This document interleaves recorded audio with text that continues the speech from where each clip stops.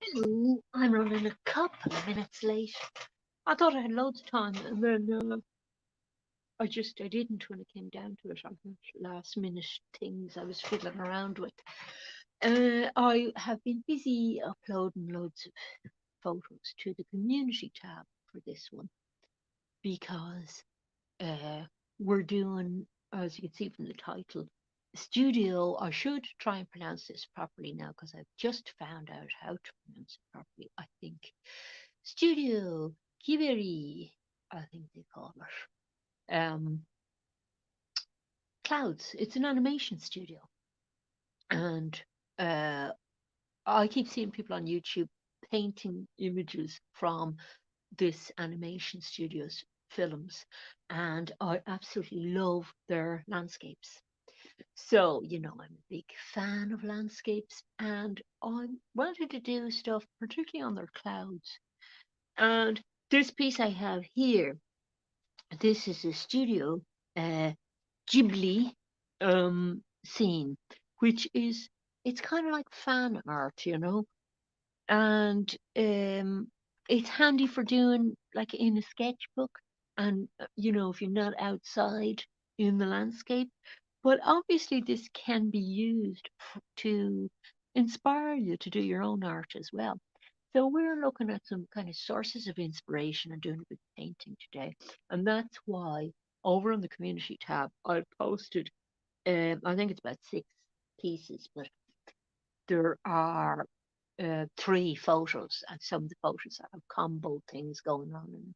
And in the first photo, there's there are some clouds from a background that's a Studio Ghibli um, sky, and it's a lovely color, uh, yellows and several different shades of blues and whites, and some of them are tricky in terms of color in that um there's a lot like this one, there's a lot going on in terms of color, but they're great for upping our skills in mixing color and in inspiring us in our own landscapes to see colors in different kinds of ways.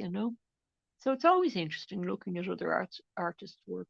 So that's why I have a Monet, part of a detail of a Monet painting up there beside the picture that's actually from a film that Studio Ghibli did, um, called Howl's Moving Castle. And Studio Ghibli have very kindly put up, I think it's about at least 50 images, about 50 images on their website that it's okay for fans to use for doing their own fan art from. Now, obviously, you can't sell stuff or anything if you're copying other artists' work.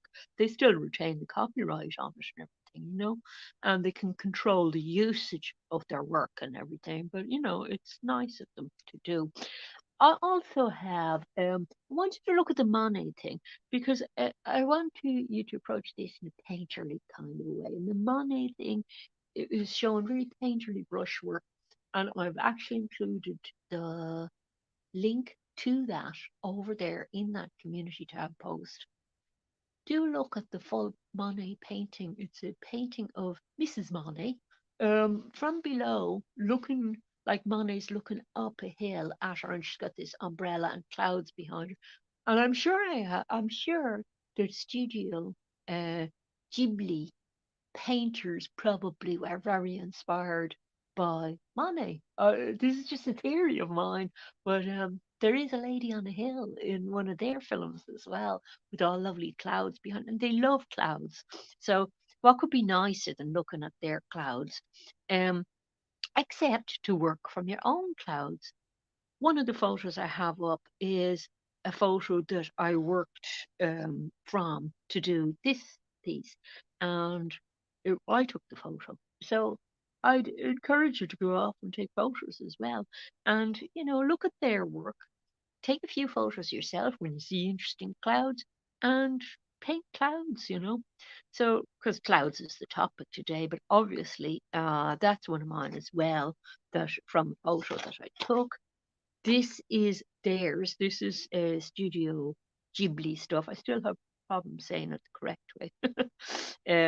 That bit isn't, but the top bit of that is. So I'm playing around with the idea of introducing my own stuff in, with using their stuff as a starting point.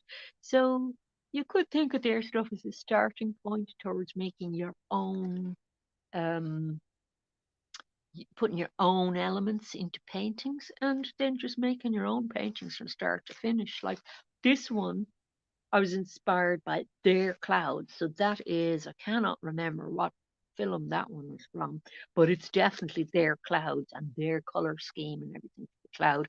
But this part is not out of their film.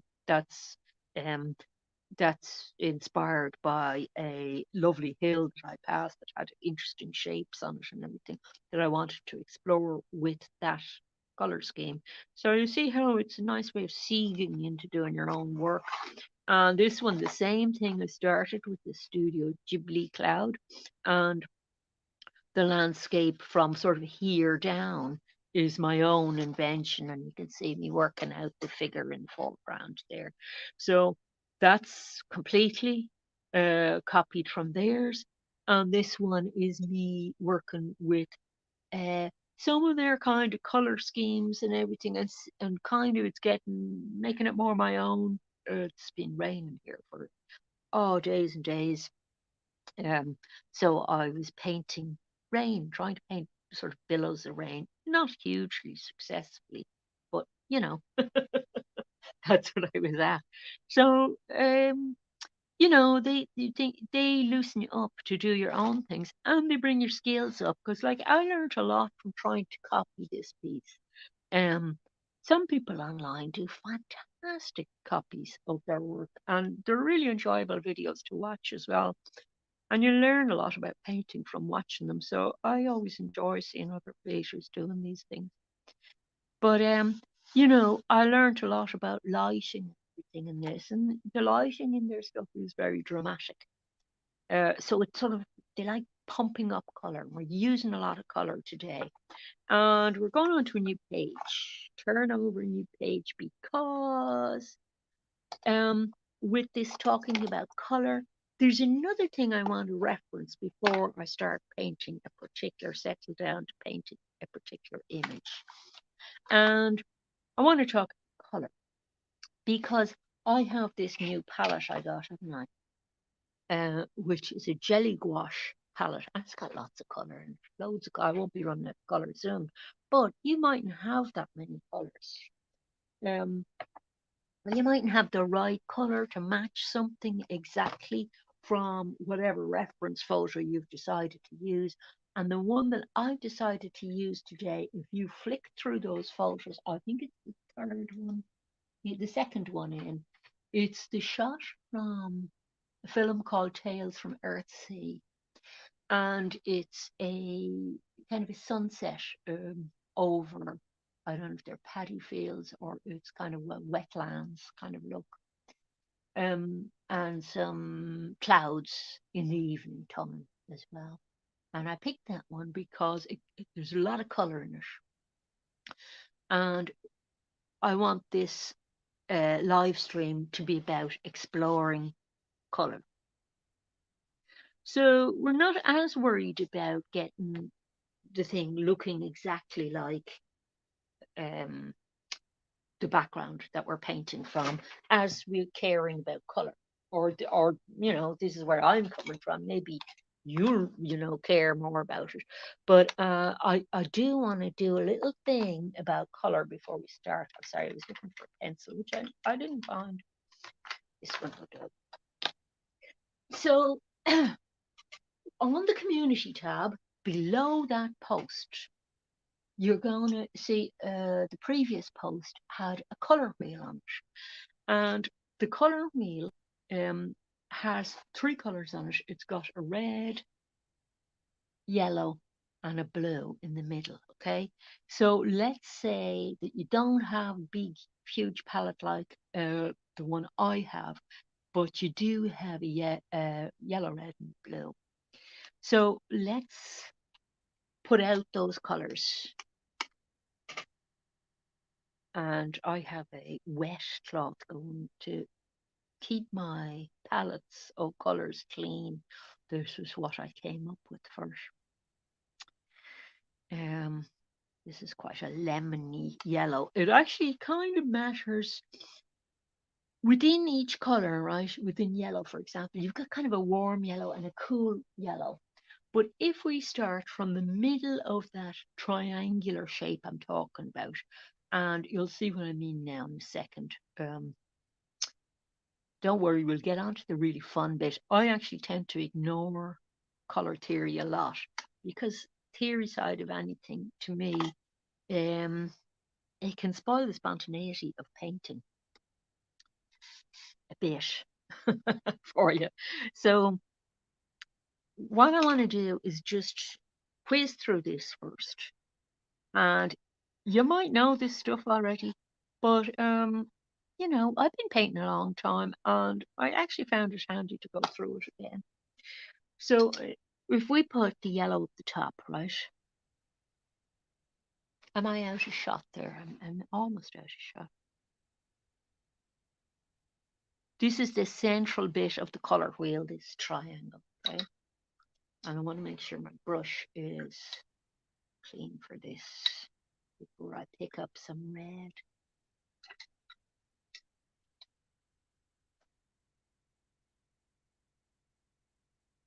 There are three what you call primary colors.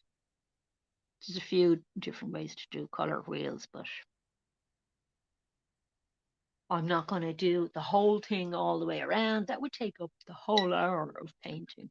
But I think I thought about this and I thought, yeah, if this might be handy to just very briefly go through this for all of our sakes. Mine too.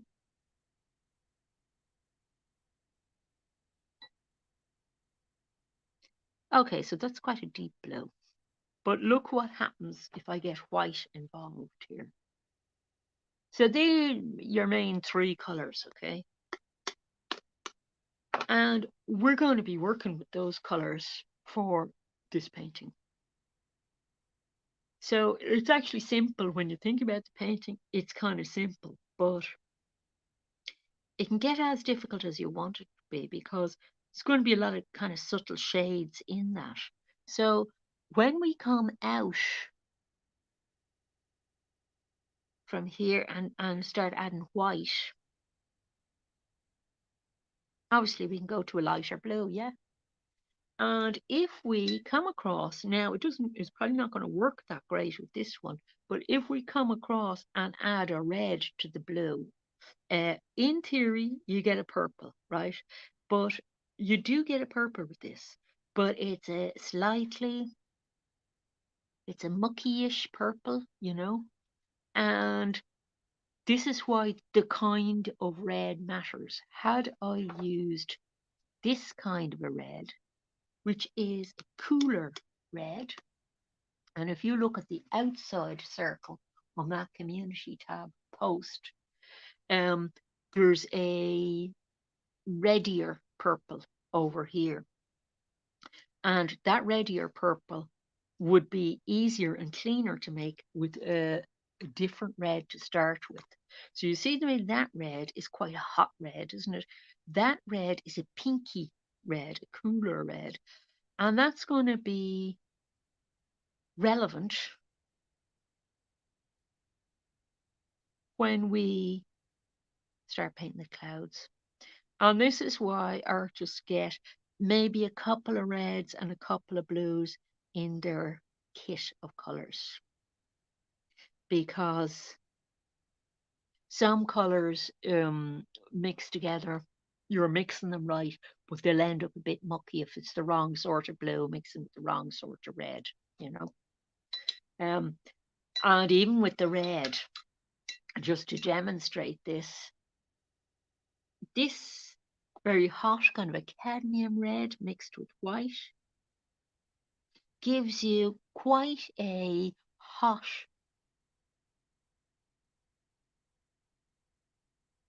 pinky red, yeah? A coral kind of a really warm one. Whereas this one, which is more of an alizarin red, Gives you a totally different kind of a red. It gives you one that's more down towards the purple end of things, yeah? So this is the kind of thing that you will discover when you're doing the clouds today. That the kind of red you use matters, and the kind of blue you use matters. And this is why when I'm going to do the sky today, I won't go up and demonstrate all the yellows and blues. I'll stick a green down. I'll mix a green just to complete the thought. But when I'm using blues today, I won't be using just that blue. I think that's a cobalt. I have an ultramarine as well. I have a cyan blue, and I have a paler blue, which I don't know what it is. I've never used it before. Um,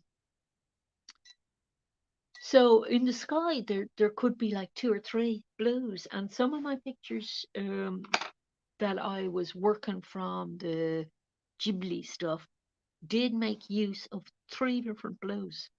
One of the blues having a bit of kind of more yellow in it, and I'll just mix up some of this to show you where we're at, how to make a green, because green isn't on this central triangle at all, is it? So you can guess that it's these two adjacent colours that are going to make a green. So there you are. You see how many colours you can get out of very few colours. Okay. Um, So, all our colours for the clouds are basically going to be in those colours and the little strip of landscape that we have as well. So I might keep that out while we're working, just a little bit, and because it is going to be about colour.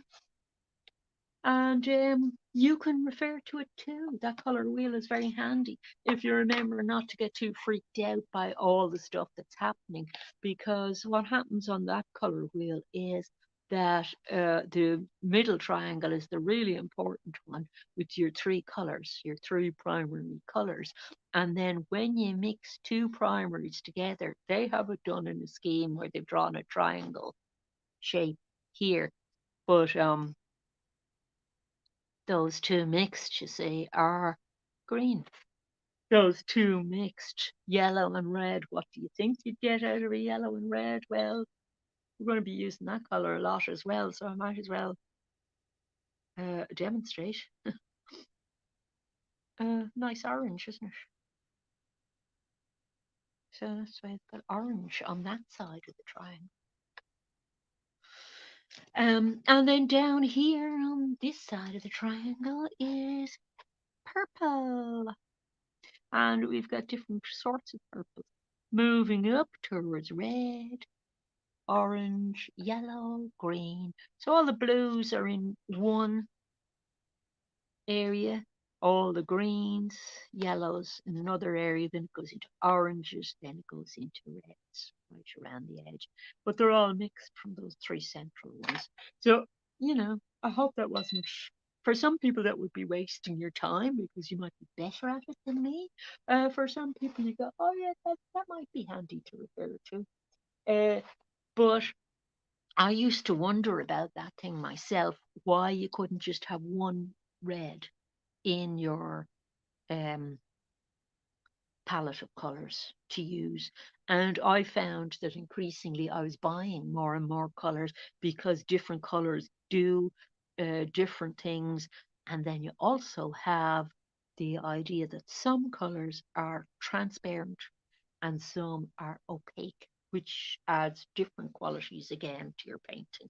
So some of these colors, not really going to use a hell of a lot, but as I'm mixing colors, I'll try and mix some of them in this little thing as we're going along. So because I find that very, very nice when people are mixing color on front of me.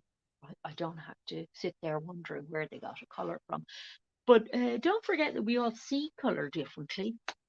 Um, and that it's a very personal experience, like how you respond to a piece of art. So, really, even when you're sort of copying somebody else's artwork, which is what we're doing, we're copying sort of hand drawn, really, artwork that somebody's done.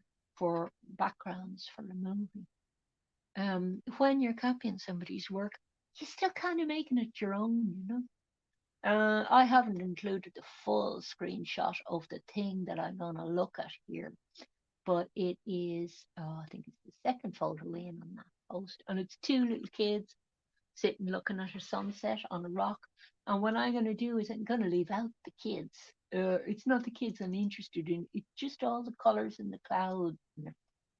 And I'm even a bit more interested in the colors than I am in the structure of the clouds.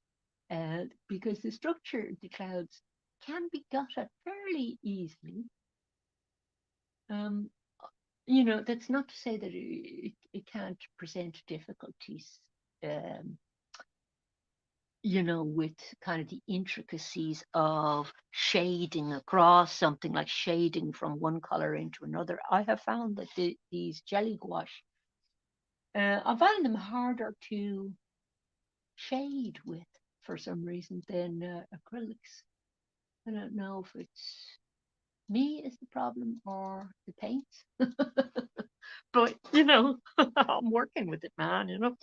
So that's the that's the piece that I'm working from for this, and like I only have a half an hour, so uh, I'm going to be lucky to get one done, and I'll do the usual thing. I'll post it up later if I don't get it finished during the live stream. And this is the sketchbook, so we don't mind if it's a bit messy. Some people use this washi tape stuff, which is a paper tape that's lightly gummed that you can protect the edges of your sketch pad with. But I usually just kind of come out that far, say, on my sketch pad, and I don't always tape it up. Because I like a looser looking border on things. So don't be afraid to do what you usually do. You don't have to do it like everybody else. And you don't have to do it like me. Sure you don't. So I need a few brushes here. Let's see what we have. That one. I have one that's smaller than that I like. If I can find it. Oh, here it is. This one, which is an inexpensive brush, but I quite like it. And then that brush came with the set. I love that one. It's a really nice brush. We'll start with that one actually.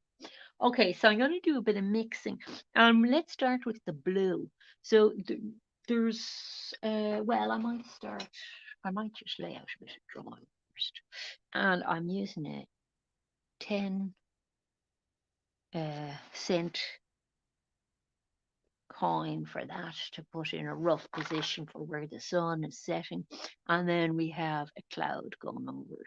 Some people, they rub out their pencil. I don't mind if the pencil shows through. So I'm going to stop talking as much because I've sort of done the chat about the colour wheel, haven't I?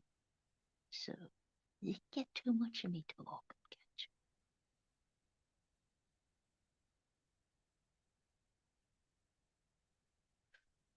Yeah, painting all these outdoor scenes, and I'm sort of trapped indoors. Should I move that down? I think I'll move that down a bit, folks, because I'm running out of space for my upper clouds.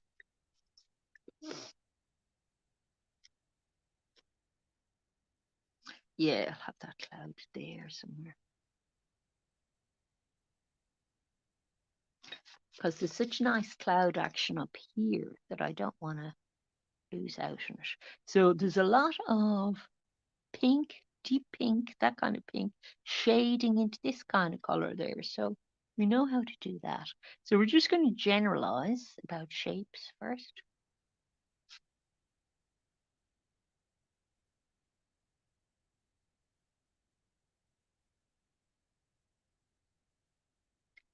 Okay.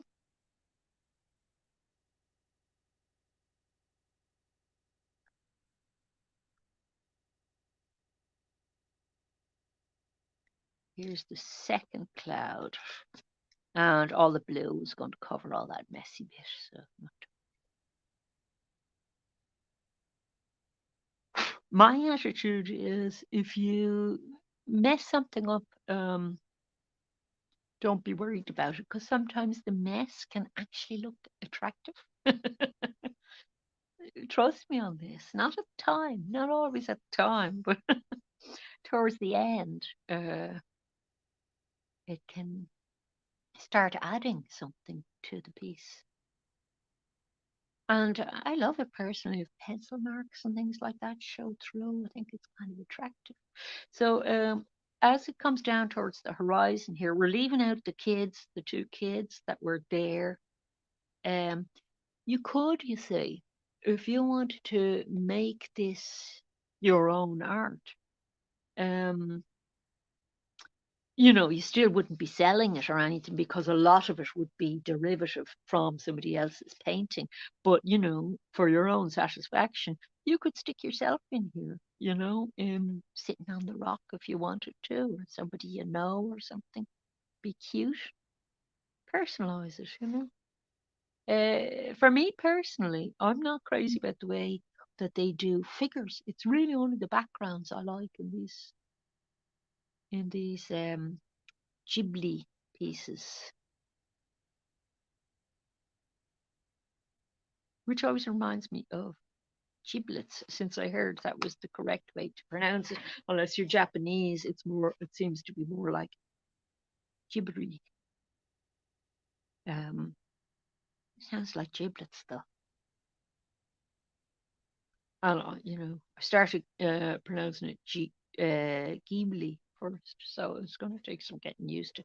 Now we're leaving some of the horizon in because we want to put in the green as well. And you'll find probably when you're doing clouds that they have an unnatural look about them unless you do something landscapey down at the bottom. You'll think, oh, those clouds don't look very good. They don't look convincing, but they do when you have other things going on in the painting. Because a lot of the time in the painting, clouds aren't the main focus of the thing. Okay, so let's get into our blues then. And I'm going to put some fresh white out because I had streaks of red running across the white, which I don't want happening at the moment. So I will actually mix up a little bit of the blue over here.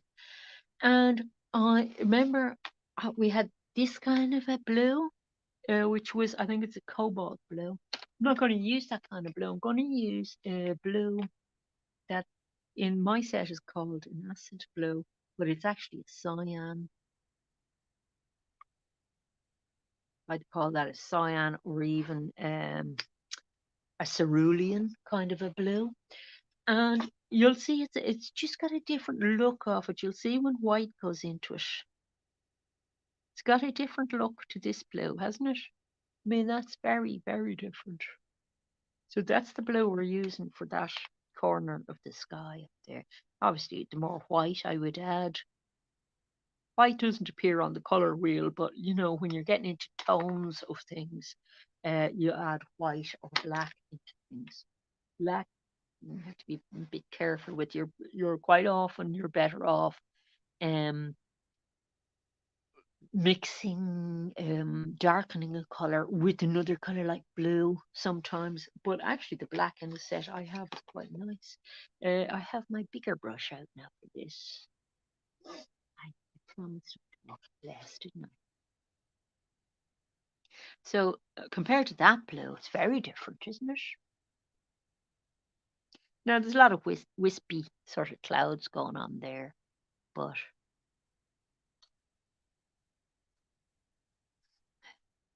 we can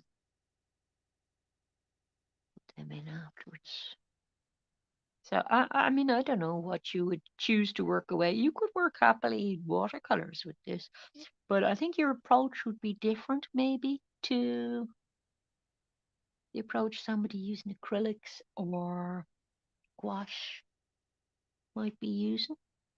Pencils would be very nice to do this in as well. Or if you have set of pens, felt pens, that have really a lot of colour in them, you could probably have a go at it as well. You might not be able to match the colours exactly. More of a chance to get nearer a match with these. But we're just enjoying the fact that this particular picture has a lot of color in it, and it's not my favorite type of picture. I'm not, you know, as sold on as on sunsets really as there was another scene there that I've posted on the community tab, which I might have picked instead, but I thought no, it doesn't have enough color in it to, if people wanted to paint along rather than just watch painting. Um, it doesn't have enough color in it to make it a kind of a little bit of a challenge. Okay, so we've got that kind of blue. It's not bang on exact, but it's not bad. So we're going to have up here, I have the reference photo on in front of me. So up here, there's a pink. So that is this kind of a red we're starting with, that alizarin red there, not this cadmium red, because to get the kind of pink from that, it's really it's a cool pink, if you know what I mean. So that's been mixed with that cyan kind of blue, and depending on how much pink you mix, that's the color you get for your sky, you see. And if that's too cool, you can go in and warm it up with the warmer red if you want, or with the yellow. But you're judging it yourself, and you can use paper or a spare bit of paper or something for testing your colors as well. And the thing I found about these colors is they dry darker than you put them on the paper, I think. Darker and a bit duller than you put them on. So in a way, with these jelly gouache, I think that the less you mix with them, the better.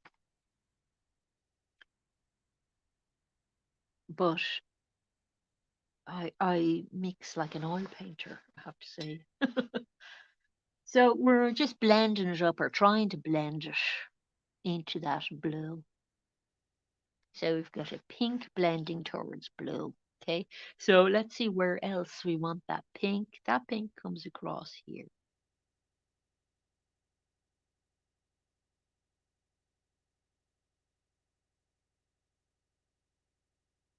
And actually, there's tiny little hint of it down here, not a lot, but. And when you start looking at the reference photo, it can get confusing because you'll start to see more and more color in it. That's what happens to me, that the details of the thing start revealing themselves as you go along. And it's not for the faint-hearted. You have to remind yourself, okay, I'll put in the main colors first, and then I might work back. So the next area I'm going to look at is this cloud up here, which has a lovely um, warm pinky yellow around it, and then a darker center. So it would make sense to put that warm pinky color in first. So again, I'm just going to pick up on this, do it on this palette, so you can see what I'm doing. I can use some of the white that I got infected with pink earlier. So that's a lovely pink, isn't it? Not the right pink, but it's a lovely pink. Now I'm going to go into it with yellow. And again, I have some choices because I've found that lemon yellow does different things to cadmium yellow. And I'll just show you the difference between lemon and cadmium for a second. Okay? Pick up a cadmium. Well, I wouldn't call this, yeah, it's more of a chrome yellow, maybe. This one, it's nearer an orange, in fact. but you can see that it's a much hotter kind of a color than that lemony color. So we're picking up a little to add to the pink. And hopefully this is picking up the color okay, the camera. And I'm going to go up a bit more. You will use tons of white in this. Absolutely tons. But I'm nearly finished the white in my palette now. Because you see, I'm making everything very tonal. Okay, so I kind of like that color. That's a good starting point. I don't know if it's light enough, but I could go even a bit lighter. But this can be nice for shading into the next color, so it's okay. And it's actually, when you look at it, it's not far off a flesh color, really, you know. So it's not as cool as this pink, you see. So we're comparing colors all the time. Now, another thing you can do with this sort of paint, if it's gouache you have, that you see a lot of them doing, is just having a wet brush and doing a little blendy job. That can be a handy technique because look, you can do things like drag colors. I'm just picking up a bit of pink. Drag the colors across the sky. And for wispy clouds, that's pretty good thing to do.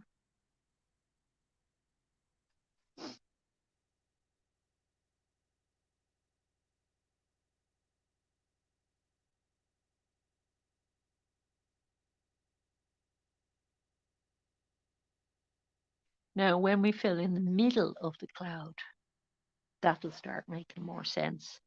And you can keep going back and forth with things. This cloud is more yellow because it's down near the sun, so we're going to add more yellow, okay?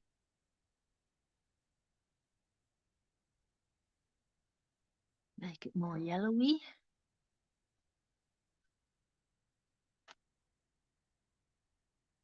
Um, you can go back and forth, like you do a little bit of work, you do a pass across the whole painting, then you go back and you do another pass, and you're adding a little bit more all the time, you know. Do you see the way I'm keeping a kind of a pinker edge?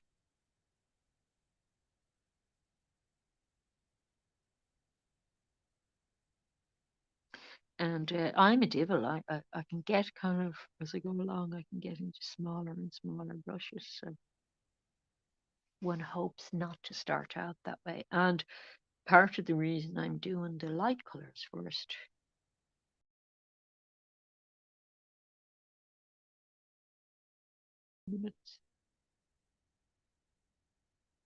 Okay, there's quite a lot of yellowish clouds. And actually, they're even more yellow than that, but I'm just using up some of the color on this because I want some variation in color to add to depth of things.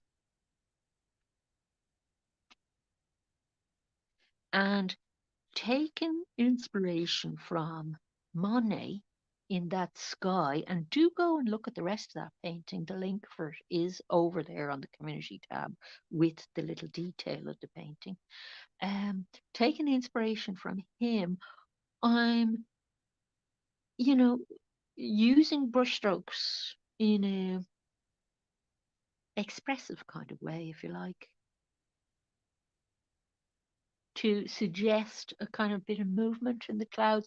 So I'm sort of departing in a way from the method of maybe filling in little areas in the way that possibly the background painters for Ghibli would do when they're filling in the backgrounds. I don't know whether they do it that somebody does the drawing and then somebody else fills in the cells, but that might be just the way they do the figures and the foreground. the backgrounds might be a bit more, painterly, all done in a more flow kind of a way. I don't know. So over on this side, it still doesn't look right because we don't have that darkness in the middle of the cloud. But it does make sense, you see, to use up what you have on your brush, just tipping around a bit into main areas. And over here, it gets both warmer and cooler because the edge of the cloud over there is making use of the warmer red, which is the cadmium red, and the what's happening is that the sun is being picked up by edges of clouds over here, but it's also being picked up in clouds over here. So it's still very warm over here.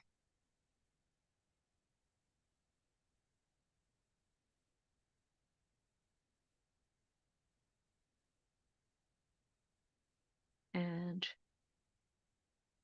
this is a kind of technique I use sometimes on trees,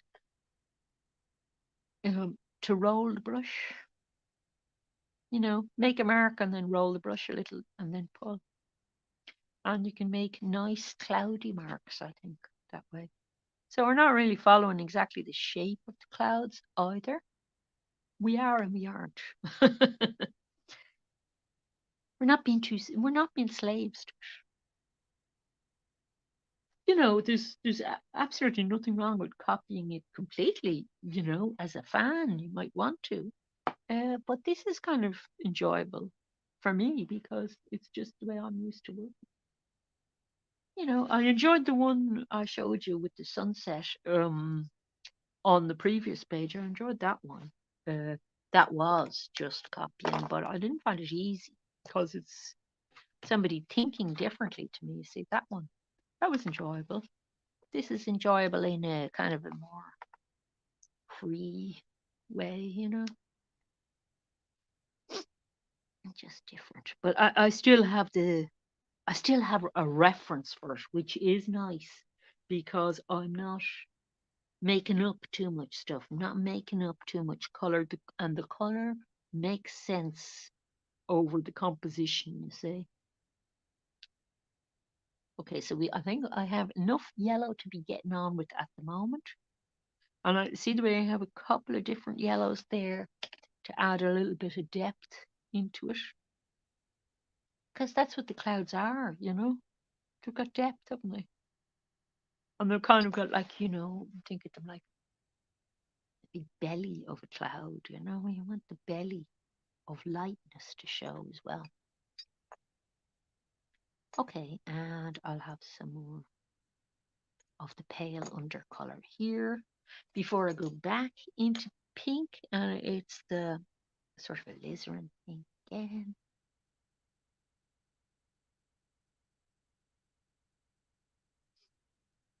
And I'm going to do a little layer of this pink, I think, before I get more purpley.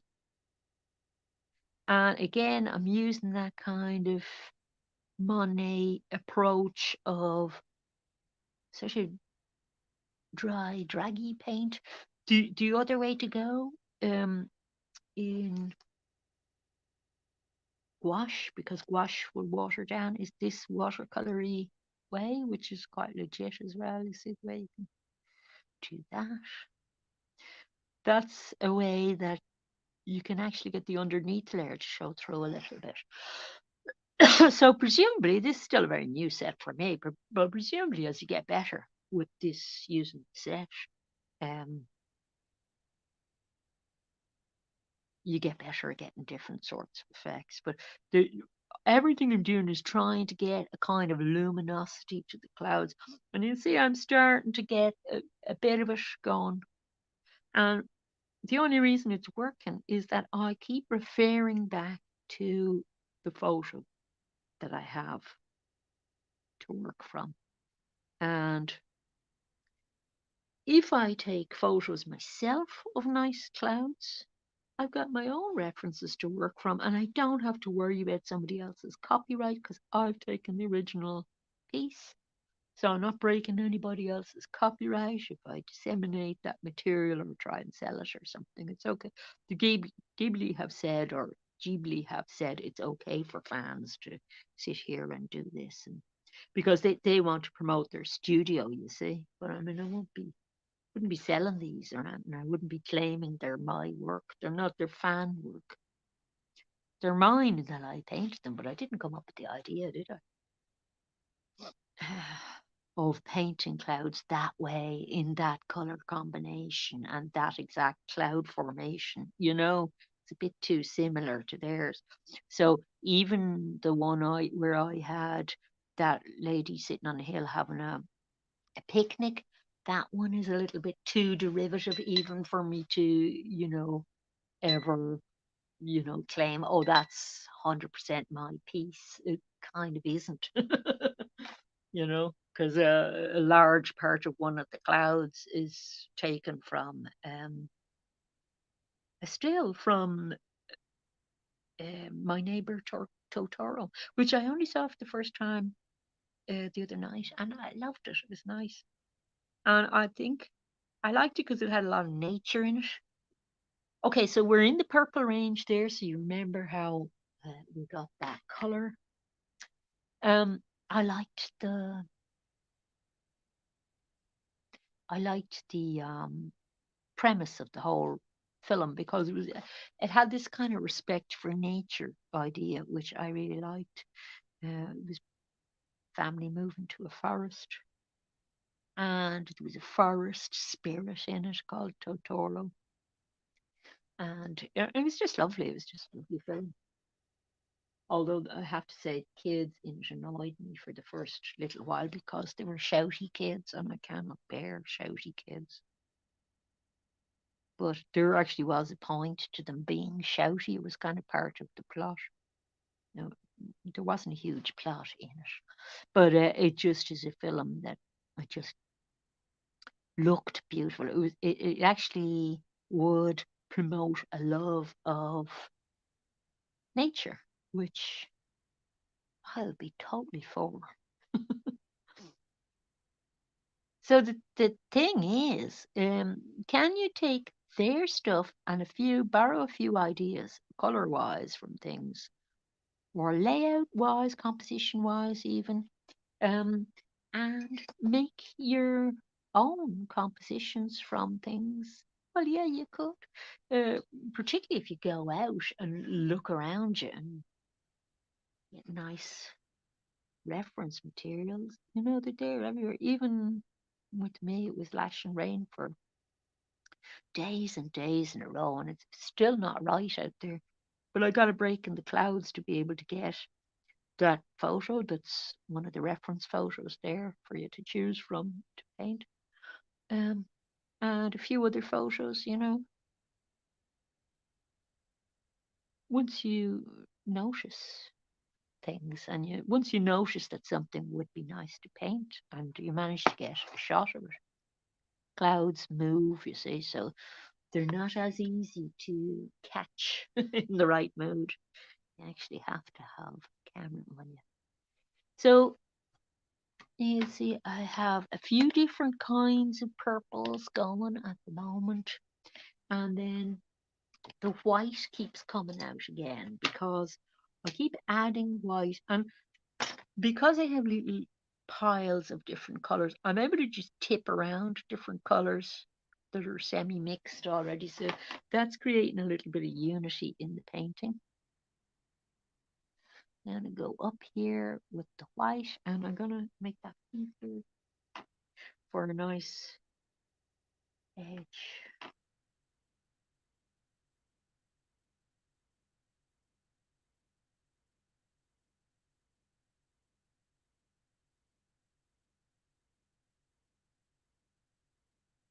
And the only annoying thing about this paint that I don't find with acrylics can be a bit better like that, is that that color will settle a little bit as it dries and will go slightly darker. And that's irritating because I think I've really nailed the color and I haven't.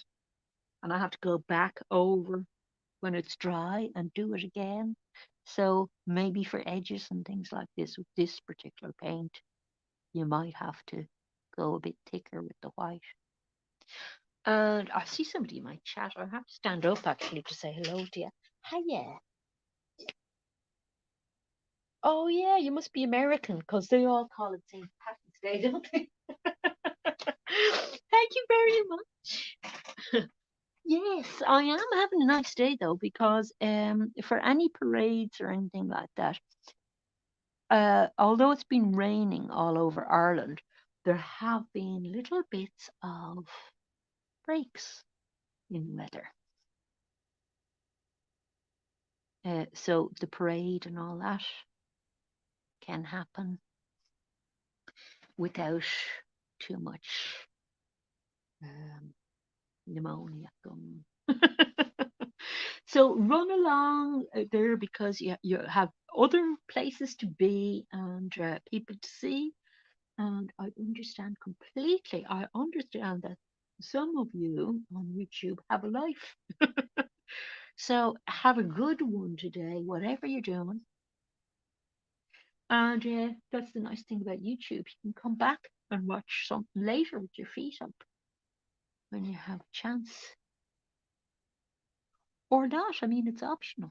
I don't twist people's arms to watch this stuff.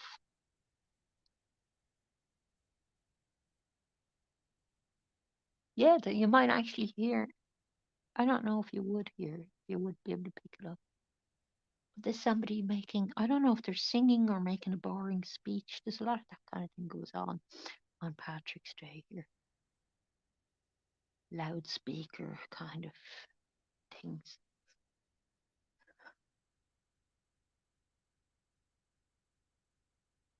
But it is a day where most people go to the pub at least for a drink if they can get in, you know. Um, Tourism here is kind of semi-ruined in a way because it was bad for a few years. But Patrick's Day is actually a bad day to go to the pub, really, when you think about it, because if you want to get served, it's going to be a big queue of tourists and everything, usually.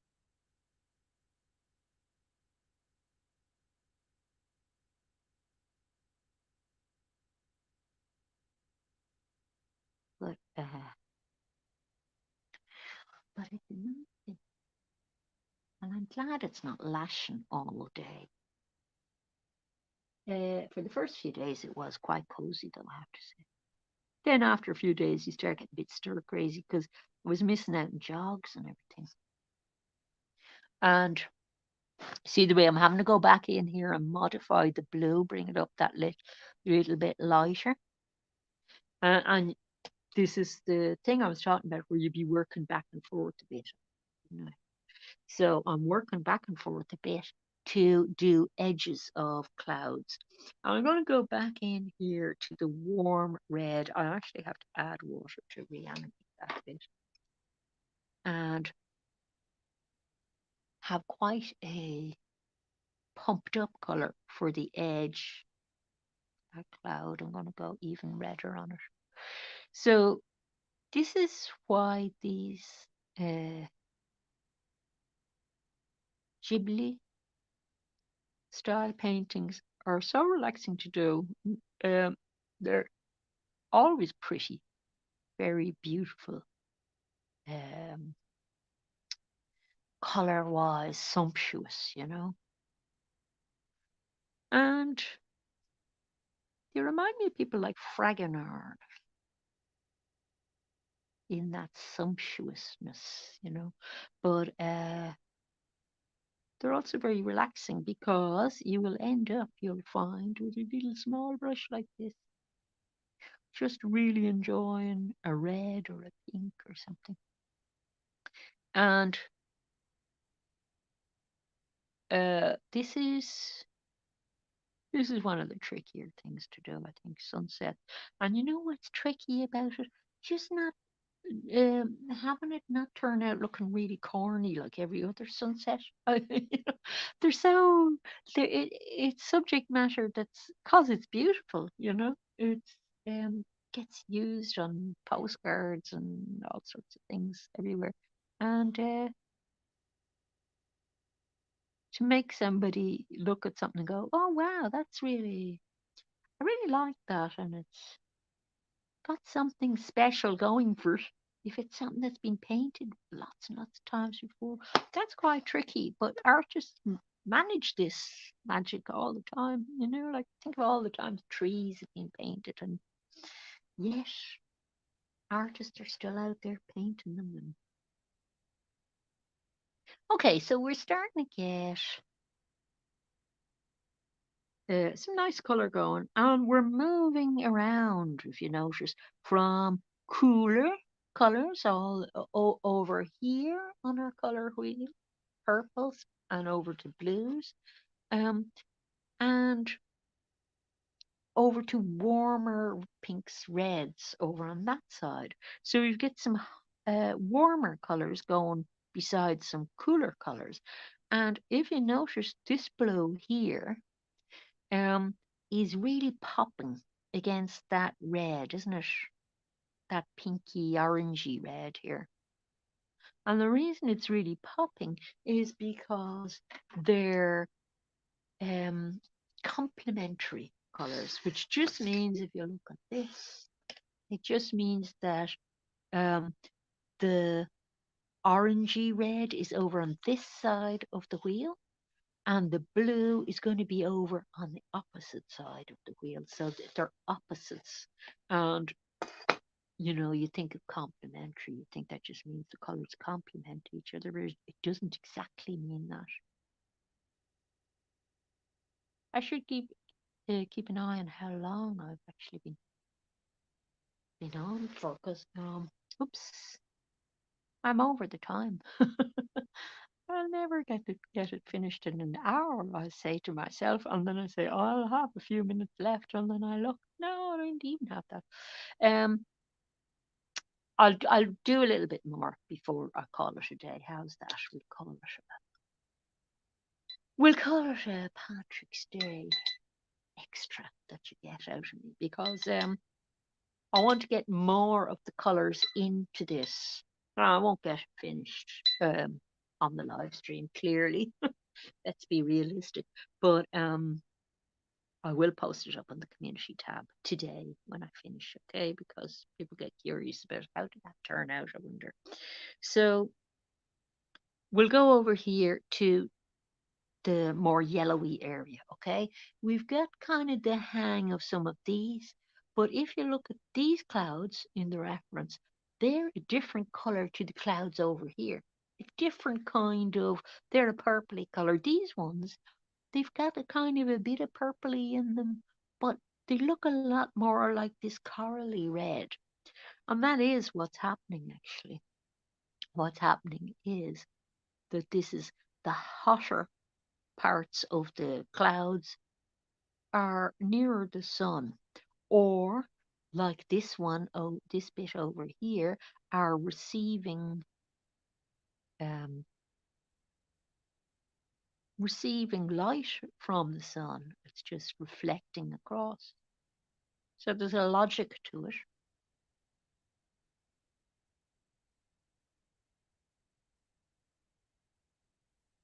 And we have the basic shape in the sun. And it's the warm yellow rather than the lemon yellow that we have going for that. But interestingly enough,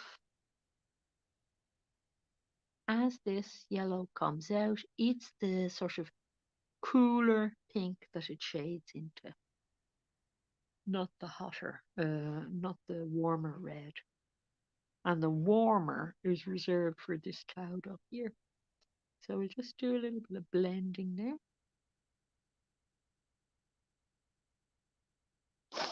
And is that the same? And down here, it's a different kind of a yellow streakier. going on. And this is part of the reason you don't want to brush these either, because you're having so much fun. You say to yourself, no, I want to savor it. And I love this way of working. It looks horrible, this rag, but it's a wet household cloth, and it's great for wiping the brush in because it just takes everything off it nicely without making sort of a big deal of everything. I'm going to actually pick up a clean brush for this stuff because my water is due for a change there as well. Working with all these very bright colours, I would think about changing the water fairly frequently. And you see the way this white has picked up a little bit of um, a pale purpley colour. I'm going to get new white because I do not want anything getting in the way of that white. I have decided this area here is almost completely white, the area of the sun. So we don't want to affect our colours with that.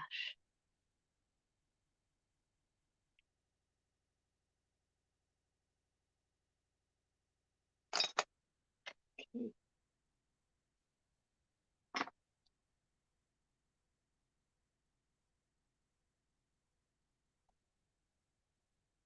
And that brush even still had a tiny bit of blue.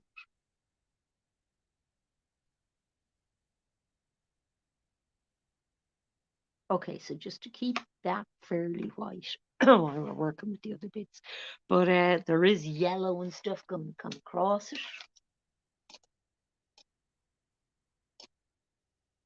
So we'll just try and get this cloud in before I go. And again, we're working with the warmer cadmium red.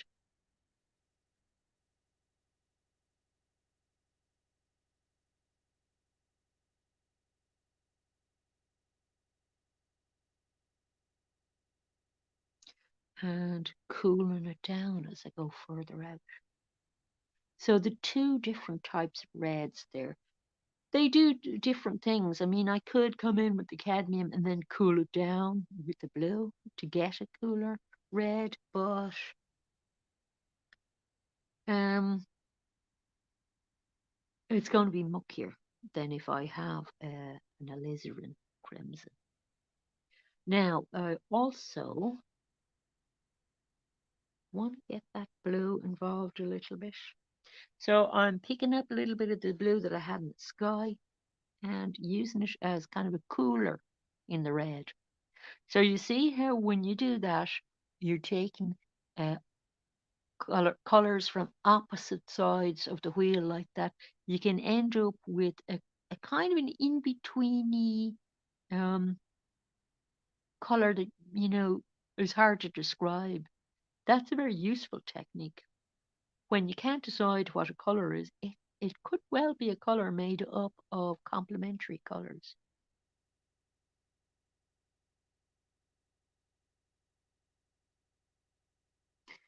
And I'm going to make a browny color as well. And I have not so far taken out a brown, but the browns would obviously be a mixture of, if you mix the three colors together, you'll probably in some combination get a brown, but I happen to have a brown here, and it's a sienna. So I want a little bit of that in my cloud. Let's bring it up in color. Okay, so you see the way I'm sort of slowly building up to having a bit of structure and things. And that brush stroke there can be kind of handy for making clouds. You're moving back and forth, making the clouds. And I'm actually picking up a bit of skin color here to bring up this color. Could have used a white.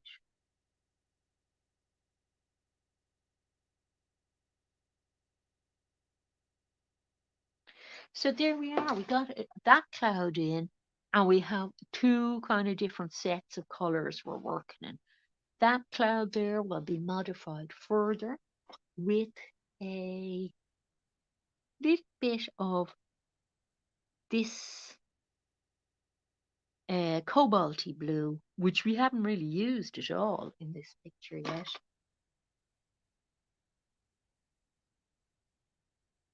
Towards the top. And depending on how dark you want it, you can be bringing up the colour a little bit with white as well. So, you're kind of building up the structure of the clouds, but you're also showing what way the light is coming through them. And this is why they have so many colours in them. And when you start looking at any cloud, if you're really studying it quite closely, you can generalize about clouds. And Monet made his clouds very in a very simple way by just dragging white paint across the sky. And it's a beautiful painting for its simplicity. But you can get as complicated about it as you want, really, and go backwards and forwards with your blending, you see. Re-establish edges and do all sorts of things because you have the colors already out on your palette. These paints don't like being messed with too much, I've noticed. They lose the freshness of color. So I'm going to keep working my way down. I have clouds that are going to be the same kind of colors constituting the middle section of them down here. And I'm going to work on those next. Come down here. And then even down here, it's the same deal down here with picking up a nice purple, and the purple gets a mauvier color when it comes down here. So we're into that pink purpley there. And then a strip of green down here. And I'll post that later on the community tab. But hopefully you found something in that interesting in terms of either color mixing or perhaps I don't know, ways of making marks on the paper that you don't use yourself, or ways of building up the paint. Like, for example, I'll have to go back in here and build up um, some more of the pale yellowy color with some of the blue showing through in the background. So it'll be, building up, building something else going over, and you keep layering away. But I will put that up later on the community tab. So I hope you enjoyed it, and don't forget that there are other references over there on the community tab for you to use if you want, or you can just go down to the links to the Studio Ghibli page where they have nice photos you can work from and look through things and find something that you like. Or you can pick up your camera or look at your last camera roll that might have clouds in it and see what you have that you can work from. Because it is nice to have a starting point. Um, or you can go outside and paint clouds. The only thing is, when you're outside painting clouds, is they will move. They very rarely stick around for too long. So this is where it's nice we have cameras and we have movies and things to look at stills from. So that was nice of them to actually allow their fans to make use of their art for making their own fan pieces from and their own fan inspired art, you know. And if you want to personalize their stuff, you know, that can be done too. Like, start doing your own little pictures from them, or like that lady there who isn't from any of the films. And that landscape is not from any of the films either, but the sky is, you know. Okay, so thank you for joining me. And if you're a Patrick's Day celebrator, happy St. Patrick's Day to you. And whatever you do today, whether you have a day off or not got a day off, hope your day goes well and hope you enjoy something artistic or creative in your day somewhere. See ya.